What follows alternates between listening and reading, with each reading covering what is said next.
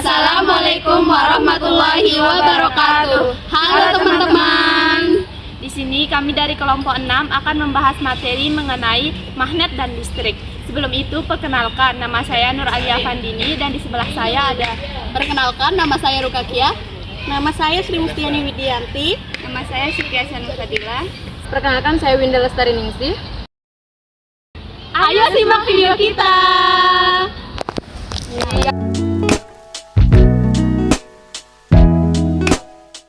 Pengertian magnet. Kata magnet berasal dari bahasa Yunani, yaitu magnetis litos yang memiliki arti batu dari magnesia. Di wilayah tersebut memiliki kandungan magnet. Magnesia itu sendiri merupakan sebuah wilayah di Anatolia pada masa lalu yang saat ini bernama Manisa. Manisa merupakan benda yang mampu menarik benda-benda di sekitarnya. Medan magnet atau medan membrani dalam ilmu fisika adalah suatu medan yang dibentuk dengan menggerakkan muatan listrik atau arus listrik. Ini menyebabkan munculnya gaya di muatan listrik yang bergerak darinya. Selanjutnya yang kedua yaitu sifat-sifat magnet. Magnet hanya dapat menarik benda-benda tertentu. Gaya magnet dapat menembus benda. Magnet memiliki dua kutub, yaitu kutub utara dan kutub selatan. Kutub yang berbeda jika didekatkan, misalnya kutub utara dengan kutub selatan, maka keduanya akan tarik-menarik. Kutub yang sama jika didekatkan, yaitu kutub utara dengan kutub utara, maka akan saling tolak-menolak. Bagaimana magnet yang memiliki daya tarik terbesar disebut dengan kutub-kutub magnet yang terletak di kedua ujungnya. Yang ketiga, jenis-jenis magnet. Jenis-jenis magnet yaitu magnet alam dan magnet buatan.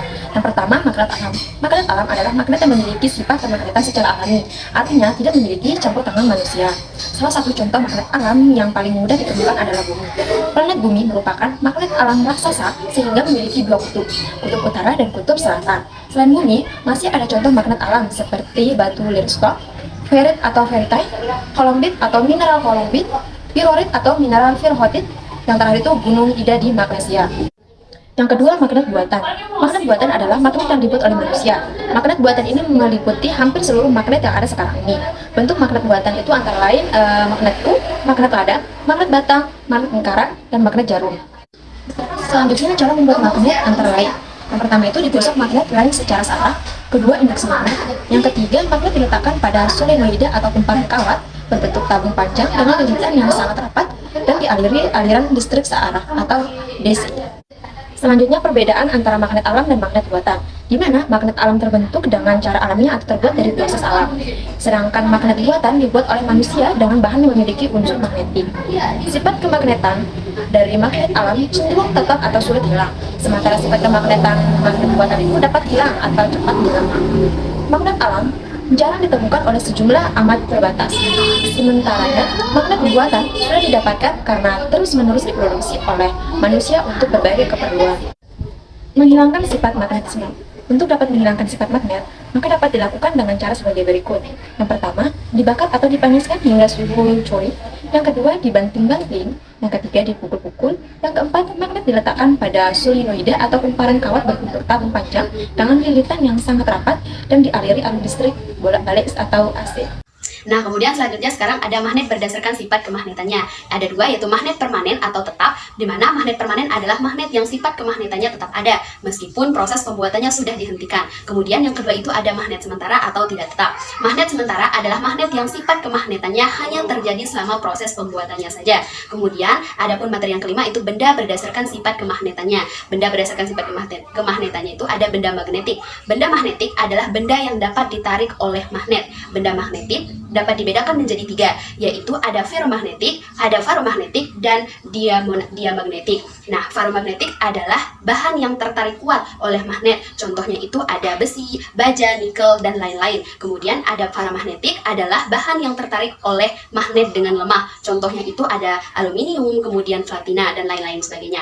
Dan selanjutnya itu ada diamagnetik. Diamagnetik adalah bahan yang tidak tertarik oleh magnet. Contohnya itu ada emas, seng, dan tembaga. Nah, selanjutnya itu ada benda non-magnetik. Benda non-magnetik adalah benda yang tidak dapat ditarik oleh magnet. Contohnya itu ada plastik, kayu, kertas, dan lain-lain. Dan Adapun selanjutnya itu ada bentuk-bentuk dari magnet. Ada 5. Yang pertama ada magnet batang, magnet silinder, magnet lingkaran, dan magnet jarum. Nah, yang terakhir itu ada manfaat dari magnet dalam kehidupan sehari-hari yang sering kita lihat dalam kehidupan sehari-hari.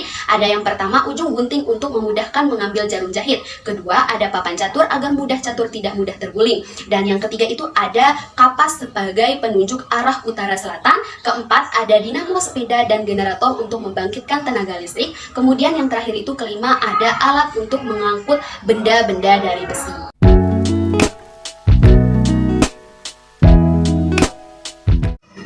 Listrik adalah daya atau kekuatan yang ditimbulkan oleh adanya pergesekan atau gerak dari muatan-muatan, yaitu elektron-elektron atau ion-ion yang menimbulkan gaya listrik atau melalui proses kimia.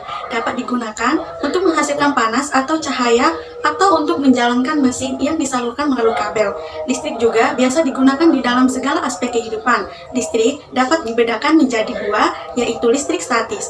Listrik statis adalah listrik yang tidak mengalir dan perpindahan arusnya terbatas. Pada listrik statis, aliran perpindahan elektron terjadi karena digosokkan atau digesekan. Misalnya pada penggaris plastik yang digosokkan ke rambut dapat menarik sobekan-sobekan kertas, petir, itu juga termasuk. Terus yang kedua ada listrik dinamis. Listrik dinamis adalah listrik yang mengalir dari satu titik ke titik lain yang menyebabkan terbentuknya arus listrik. Arus listrik membutuhkan media penghantar listrik, yaitu bahan konduktor, yang disebabkan oleh sumber arus listrik yang menghasilkan beda potensial, yaitu tinggi ke rendah. Nah, kita mendapatkan sumber energi listrik dalam kehidupan sehari-hari. Berikut beberapa sumber energi listrik. Yang pertama ada namanya baterai, terus yang kedua ada akumulator atau yang kita ketahui itu aki, terus yang ketiga ada dinamo dan generator, terus yang keempat ada sel surya, dan yang kelima itu nuklir. Selanjutnya ada bahan-bahan yang berhubungan dengan arus listrik dapat dibagi menjadi 3, yaitu yang pertama ada bersifat konduktor. Bahan-bahan yang bersifat konduktor ialah bahan-bahan yang mudah mengalir arus listrik jika dihubungkan dengan sumber tegangan, misalnya pada tembaga, besi, emas, dan lain-lain. Terus yang kedua ada bersifat isolator. Bahan-bahan yang bersifat isolator adalah bahan-bahan yang akan menghambat arus listrik bila dihubungkan dengan sumber tegangan, misalnya pada gelas, kaca, karet, kayu, dan lain-lain. Terus yang terakhir ada bersifat semikonduktor. Bahan-bahan yang bersifat semikonduktor ialah bahan-bahan yang pada kondisi tertentu akan bersifat sebagai isolator dan pada kondisi lain akan bersifat sebagai konduktor. Misalnya terdapat pada germanium dan silikon. Rangkaian listrik terbagi menjadi 3 macam. Yang pertama rangkaian seri, kedua rangkaian paralel, ketiga rangkaian campuran. Nah, rangkaian seri terbentuk jika 2 buah bola lampu atau lebih dihubungkan secara berderet. Demikian pula dengan sumber tegangan juga dihubungkan secara berderet. Pada rangkaian seri, apabila salah satu lampu diputuskan atau mati, maka lampu lain juga akan mati. Sedangkan pada rangkaian paralel terbentuk jika 2 buah bola lampu atau lebih dihubungkan secara berjajar. Kutub lampu sejenis dihubungkan ke kutub baterai yang sama. Pada rangkaian paralel, jika salah satu lampu diputuskan atau mati, maka lampu yang lainnya tetap menyala. Hal ini terjadi karena lampu yang lain masih terhubung dengan sumber arus listriknya. Sedangkan pada rangkaian campuran merupakan gabungan dari rangkaian seri dan rangkaian paralel. Hubungan daya, arus, tegangan, dan tahanan. Daya dalam fisika adalah laju energi yang dihantarkan atau kerja yang dilakukan persatuan waktu. Pada daya dilambangkan dengan P, sedangkan tegangan listrik kadang disebut dengan sebagai voltase. Dalam perbedaan potensial listrik antara 2 titik dalam rangkaian listrik dan dinyatakan dalam satuan volt. Besaran ini mengukur energi potensial dari sebuah medan listrik yang mengakibatkan adanya aliran listrik dalam sebuah konduktor listrik. Tergantung pada perbedaan potensial listriknya. Suatu tegangan listrik dapat dikatakan sebagai ekstra rendah, rendah, tinggi, atau ekstra tinggi. Sedangkan arus listrik adalah banyaknya muatan listrik yang mengalir melalui satuan titik dalam sirkuit listrik tiap satuan waktu. Arus listrik dapat diukur dalam satuan kolom atau detik atau ampere. Contoh arus listrik dalam kehidupan sehari-hari berkisar dari yang sangat lemah dalam satuan mikroampere, seperti di dalam jaringan tubuh, hingga arus yang sangat kuat, 1 sampai 200 kiloampere, seperti yang terjadi pada petir. Dalam kebanyakan sirkuit, arus searah dapat diasumsikan resistansi terhadap arus listrik adalah konstan, sehingga besar arus yang mengalir dalam sirkuit tergantung pada voltase dan resistansi sesuai dengan hukum Ohm. Tahanan, beban, resistansi adalah komponen elektronik dua saluran yang didesain untuk menahan arus listrik dengan memproduksi penurunan tegangan di antara kedua salurannya sesuai dengan arus yang mengalirinya berdasarkan hukum Ohm. Sedangkan analogi itu untuk memudahkan pemahaman. Pengertian di atas, kita dapat menganalogikan arus, tegangan, dan daya seperti sebuah tandon air yang digunakan untuk mengisi bak mandi seperti digambarkan di bawah ini. Dari gambar di atas dapat diumpamakan bahwa tegangan benda atau benda potensial sama seperti ketinggian titik atas air dalam tandon dengan dasar bak mandi. Air diumpamakan sebagai arus, bak mandi diumpamakan sebagai tahanan atau beban atau resistor, dan daya diumpamakan tenaga semprotan air yang dihasilkan oleh perpaduan tinggi tandon air dan air itu sendiri. Untuk memudahkan penerapan rumus daya, arus, dan tegangan dapat dilihat pada gambar di atas, maka dapat diperoleh kesimpulan bahwa semakin besar daya disebabkan oleh semakin besar tegangan atau benda potensial atau arusnya, dan begitu juga sebaliknya. Jadi, sebenarnya arus tidak akan mengalir jika tidak ada tegangan atau benda potensial, dan tegangan atau benda potensial tidak berfungsi jika tidak ada arus. Selanjutnya yaitu pemanfaatan energi listrik. Dalam kehidupan sehari-hari manusia mengandalkan energi listrik, mulai dari memasak, belajar, dan masih banyak lagi. Manusia membutuhkan energi listrik untuk kehidupannya. Banyak sekali manfaat energi listrik untuk kehidupan ini. Berikut ini beberapa macam pemanfaatan energi listrik yang kita rasakan. Yang pertama itu energi listrik sebagai penghasil cahaya. Setiap sudut ruang rumah banyak lampu yang dipasang. Gunanya lampu tersebut sebagai cahaya yang menerangi bila malam datang dan sebagai pengganti cahaya matahari. Cara kerjanya, arus listrik mengalir pada kawat Wolfram yang pada lampu akan panas dan mengakibatkan berpijar. Nah, kawat Wolfram ini bersifat halus dan berhambatan tinggi. Yang kedua, yaitu sebagai penghasil panas. Listrik bisa dijadikan sebagai penghasil panas. Manfaat energi listrik banyak digunakan dari berbagai macam keperluan rumah tangga. Listrik ini bisa dijadikan sebagai sumber panas, karena arus listrik bisa mengalir dengan memanfaatkan nikel atau elemen-elemen pemanas yang bisa menghasilkan panas. Panas yang dihasilkan inilah yang digunakan dan juga dibutuhkan dalam kehidupan sehari-hari. Energi listrik yang menghasilkan panas bisa digunakan untuk kompor listrik, penanak nasi, dan juga digunakan untuk menyetrika baju. Semua peralatan tersebut mengubah energi listrik menjadi energi panas. Yang ketiga, yaitu listrik sebagai penghasil gerak. Nah, energi listrik yang ada di dalam kehidupan ini juga bisa dihasilkan sebagai penghasil gerak. Banyak kebutuhan rumah tangga yang membutuhkan listrik untuk menggerakkan sesuatu.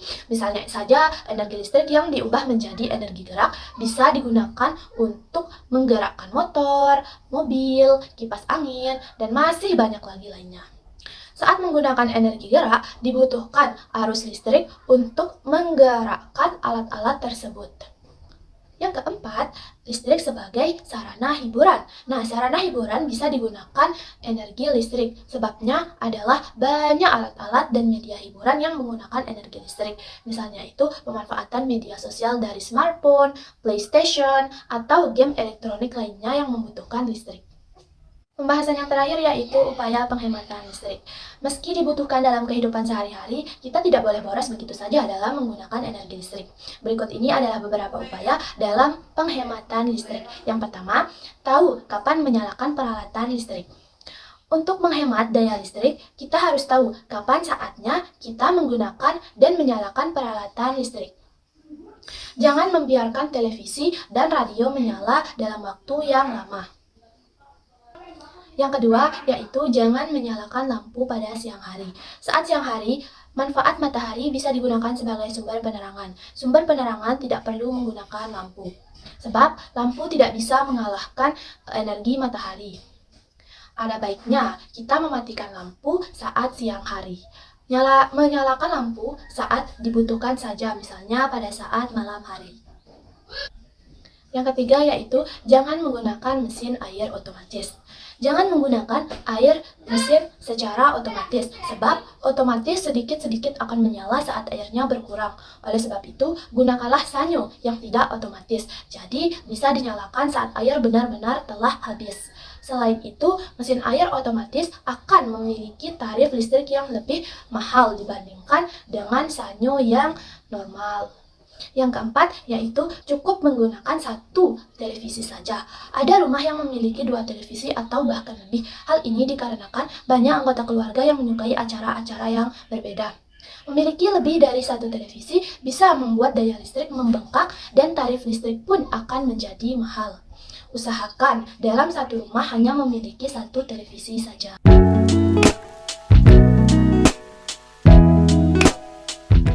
Alat yang perlu dibutuhkan yaitu bohlam, baterai, dan kabel. Adapun langkah-langkahnya yaitu yang pertama, tembaga di dalam kabel kita bagi menjadi 2 lalu dipelintir. Setelah itu kita masukkan ke dalam salah satu lubang bohlam. Lalu diputar-putar agar bohlamnya kuat dan tidak mudah lepas. Setelah dirasa kuat, bohlam diletakkan di kutub positif pada baterai. Dan ujung kabel diletakkan di kutub negatif pada baterai. Dan jika berhasil, bohlam akan menyala. Seperti ini ya teman-teman.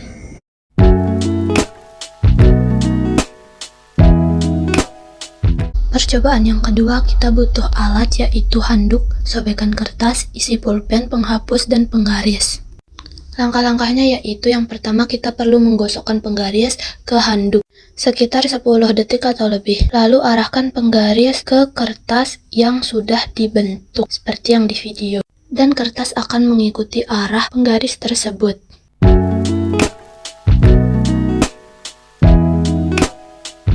Percobaan ketiga kita membutuhkan alat paku, kawat tembaga, baterai, dan peniti.